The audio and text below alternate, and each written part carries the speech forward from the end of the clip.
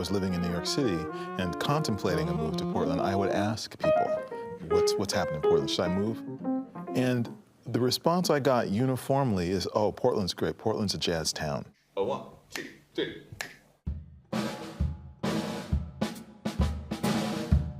This music, called jazz, started in New Orleans in the late 1800s and soon spread north to Chicago and New York and west to Los Angeles and San Francisco. Jazz came late to the Pacific Northwest and to Portland in particular because the Pacific Northwest has always been rather geographically isolated.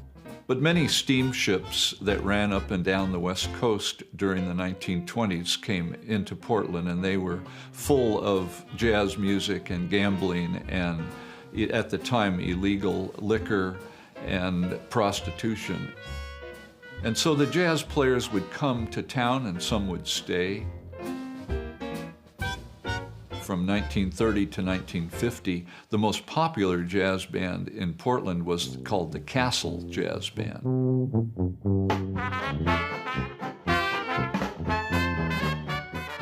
They were white guys led by banjo player Monty Ballou, and they played in that classic New Orleans style. By the 1930s, there was a core of white jazz musicians in the Portland area. Before World War II, only about 2,000 African Americans lived in Portland. Most resided in the neighborhood of Albina or across the Willamette River near Union Station. Black Portlanders typically worked for the railroad, or in hotels, or in other service sector jobs. And this small community had no real jazz scene. But a federal power project and a world war would change that. Bonneville Dam, the first major dam in the Columbia River hydropower system, came online in 1938. This system would generate a bounty of cheap energy, which in turn spawned 3 new shipyards and abundant jobs in the Portland-Vancouver area. The onset of war brought nearly 200,000 workers and family members from across the country. Many moved into Vanport, a large tract of wartime housing built just north of Portland. Some 20,000 of the newcomers were black, and most of those not living in Vanport crowded into Albina. The shipyards gave opportunities to poor black people to work and make good money. And when you got money, then you go out and listen to music. But their options for entertainment were limited. There were a lot of segregationist laws and mores in Portland. So there was a great deal of racial prejudice around. Oregon was a Jim Crow state. Discrimination was permitted by law. Most entertainment venues and restaurants in Portland did not welcome black customers. A friend of mine was, he's an older gentleman, was a prison guard for German prisoners in Fort Vancouver. He'd have to bring them over to Portland to a restaurant to eat, the German prisoners to go in the restaurant and eat, and he couldn't.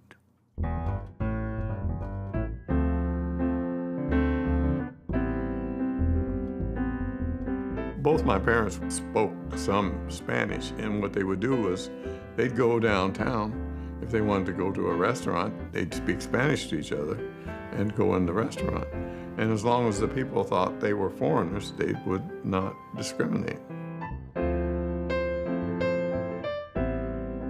But in Portland's black community, the business environment was now growing and changing. They had their own stores, their own cleaners, their own business. Everything was self-contained. Plus, they brought their culture with them. That culture included jazz and jazz-inspired dance music, big band swing, boogie-woogie, and Texas jump blues. Jump was a sort of pre-rhythm and blues, mostly instrumental. And it was music for dancing. It was jazz for dancing. Buddy Banks was big in Portland, very popular then. One of the jump bands, one of the many.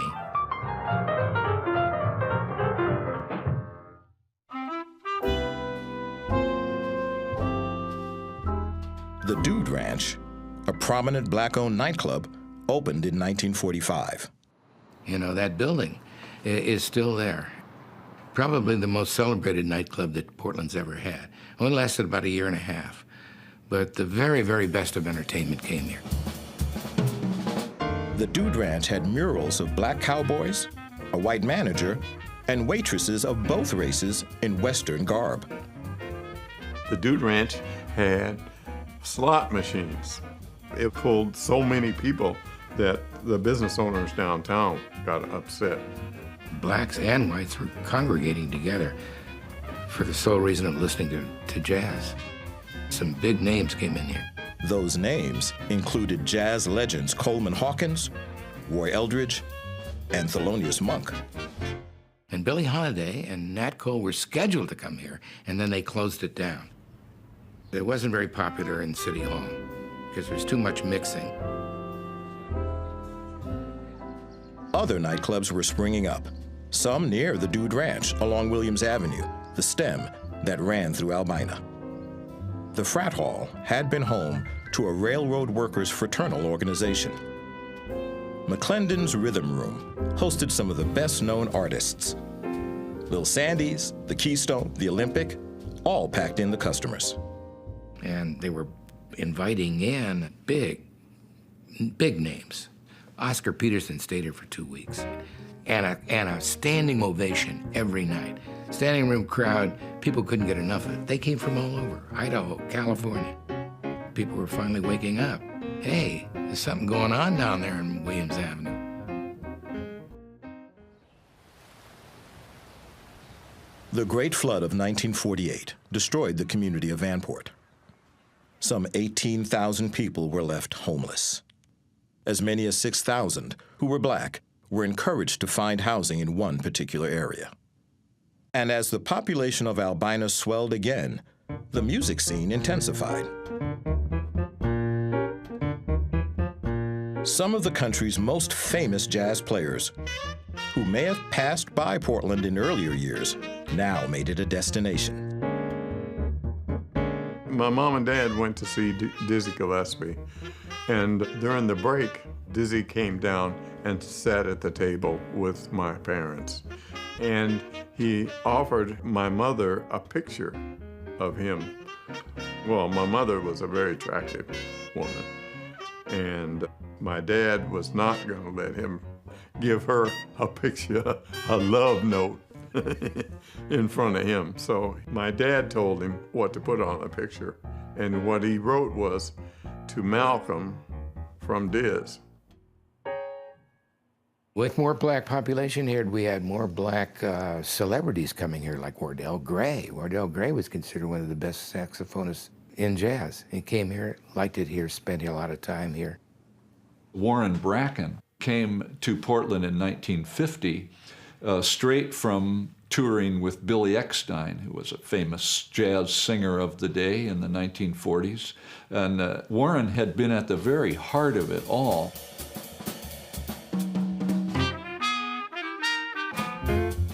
A popular singer, pianist, and band leader, Bracken would have a long and influential presence in Portland.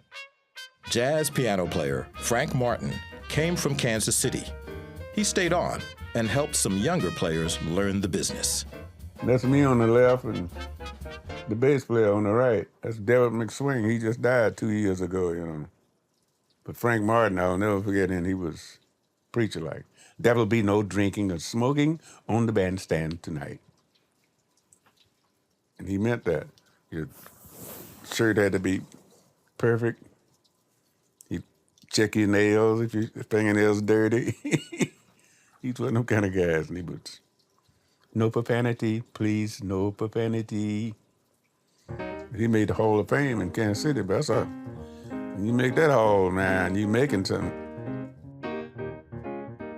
Several local musicians who would go on to play for national audiences came up through what one of them called the University of Williams Avenue.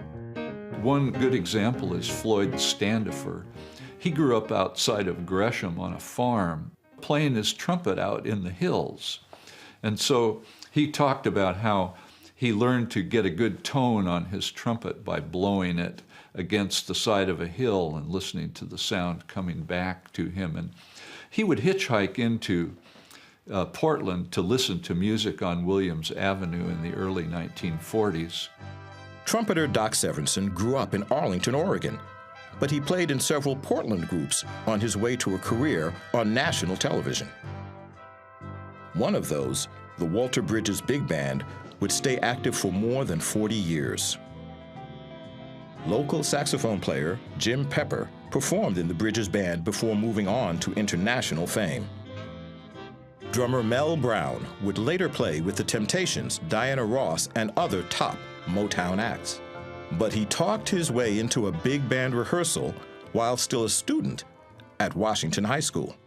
Walter Bridges had a great drummer. His name was Bobby Ross. But Bobby wasn't a real good reader.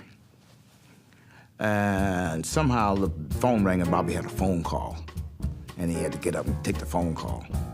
And Cleve Williams and Bobby Bradford said, "Hey man, this little kid over here, I mean, he reads your music." And Walter's like, "What? Little kid, what do you know about this?"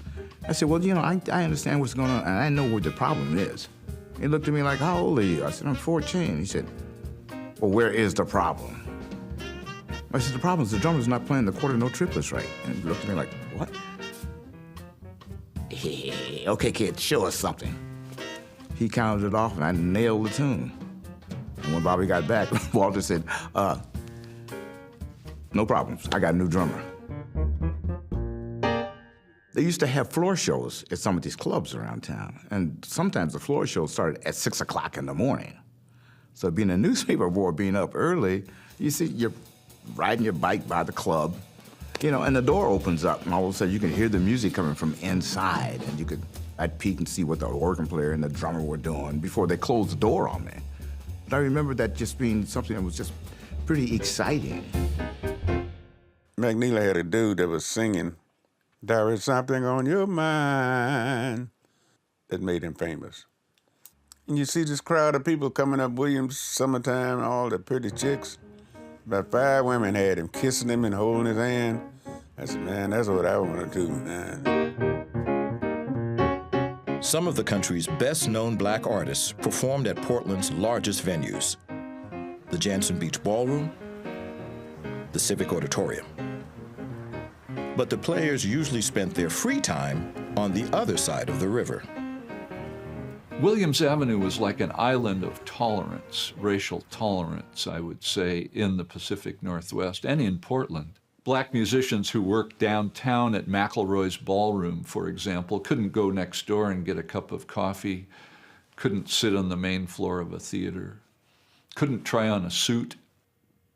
So there was a great deal of segregation, but it was not practiced in that neighborhood. Duke Ellington liked Portland. This is one of his favorite cities. He was here dozens and dozens of times, almost every year for a while. Celebrated 2 or 3 birthdays here. In later years, he and his band were welcome guests at the posh Benson Hotel. But early on, even the Duke, like most other traveling black musicians, would have had trouble finding commercial lodging in Portland. So the people who arranged for them to come to town would come into the neighborhood and find a family who could put some up for a night or two. They gave us a chance to meet the entertainers and stuff. Lionel Hampton, Lloyd Jordan, and Louis Armstrong. They actually stayed at my home.